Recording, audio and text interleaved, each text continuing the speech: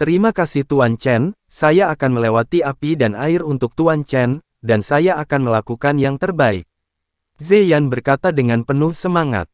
Setelah waktu yang tidak diketahui, Chen Ping dipanggil keluar dari lautan kesadaran oleh Li Yun.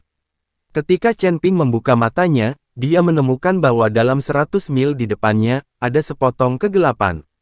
Apa ini? Chen Ping sangat terkejut. Tuan Chen, lautan tinta telah tiba. Bercak gelap ini adalah lautan tinta.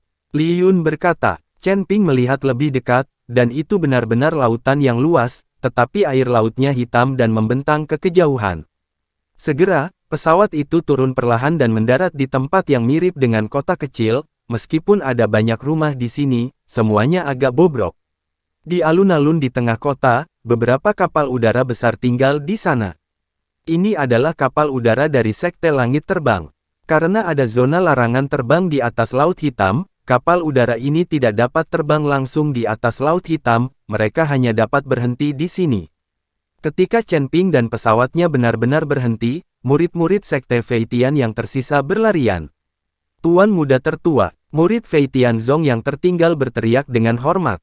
Apakah tidak ada kabar dari ayahku? Ji Yun mengerutkan kening dan bertanya. Murid dari Sekte Fei Tian menggelengkan kepalanya, sang raja masih belum memiliki berita. Saya mendengar desas-desus bahwa kapal roh yang ditunggangi raja dan yang lainnya tenggelam di lautan tinta.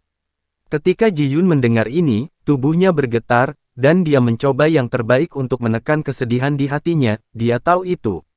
Saya tidak bisa jatuh sekarang, karena Sekte Fei Tian mengandalkan dia. Ceritakan secara detail, apa yang terjadi. Mungkinkah mereka yang melewati gerbang awan dapat melewati lautan Tus di Akan? Ji Yun tidak mengerti, kapal roh ayahnya tenggelam, jadi yang dari Cloud Piercing Gate akan baik-baik saja. Tuan muda, Sekte Penusuk Awan telah memperoleh sekumpulan kura-kura roh dari suatu tempat, dan kura-kura roh ini dapat bepergian dengan bebas di lautan tinta tanpa takut akan angin dan ombak di lautan tinta. Justru karena inilah mereka menyerang kapal udara kami dan merampok banyak kapal udara kami. Murid Sekte Fei Tian menjelaskan. Penyu spiritual. Ji Yun terdiam. Ji Yun, mari kita cari tahu dulu situasinya, lalu pergi ke laut untuk mencari tahu, mungkin ayahmu. Mereka baik-baik saja. Asteris. Chen Ping berbicara saat ini. Dia tahu bahwa Ji Yun sedang jatuh cinta saat ini, dan dia tidak tahu harus berbuat apa. Oke, ayo pergi ke laut untuk melihat situasinya. Ji Yun mengangguk, lalu menatap murid Sekte Fei Tian dan berkata, pergi dan beli beberapa tiket segera. Aku ingin pergi ke laut. Ketika murid dari Sekte Surga Terbang mendengar ini, dia langsung merasa malu. Tuan muda, sudah lama tidak ada tiket kapal, dan sudah lama terjual habis. Adapun tiket kapal roh, harganya sangat tinggi, dan pasokannya terbatas. Petik 2. Sial, sayang sekali. Apa kamu tidak tahu berapa banyak lembar yang harus disiapkan? Setelah mendengar ini, Cui Yun langsung kesal. Memarahi, tidak bisakah kita pergi ke laut tanpa tiket? Chen Ping bertanya dengan bingung. Saya tidak bisa tanpa tiket kapal, tapi ada cara lain untuk mendapatkan tiket kapal. Ji Yun berbisik. Cara apa? Beli dari orang lain dengan harga tinggi. Chen Ping bertanya. Ji Yun menggelengkan kepalanya, itu merampas, toh. Tiket kapalnya tidak terdaftar, siapapun yang mendapatkannya akan mendapatkannya. WHO. Petik 2. Ketika Chen Ping mendengar ini, itu ide yang bagus, ambil saja 2 tiket dari orang lain.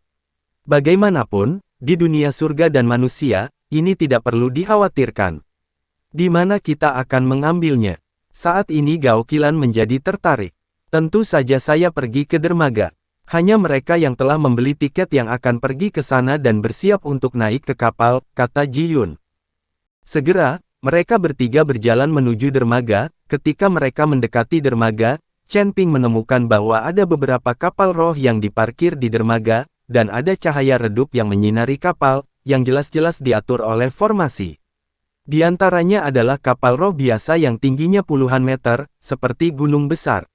Banyak orang berbaris untuk naik ke kapal, dan itu adalah kapal spiritual yang sangat besar.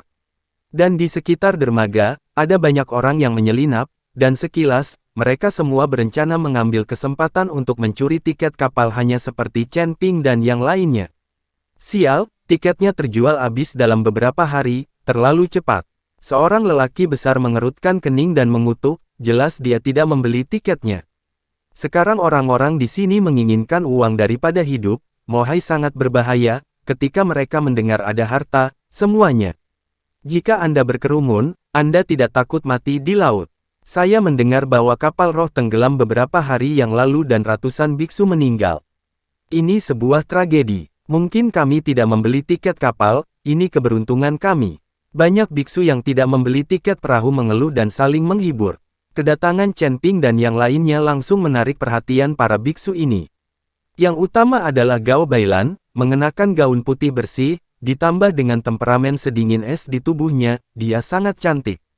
Sangat menggoda, sangat cantik, apakah wanita cantik seperti itu datang ke Mohai untuk mengambil risiko?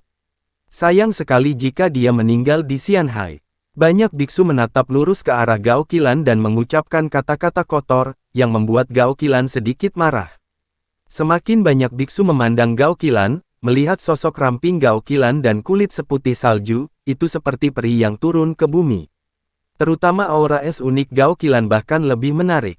Adapun penampilan Gao Qilan, banyak biksu menelan ludah dan memperhatikan dengan seksama, bahkan beberapa biksu wanita merasa iri dan malu.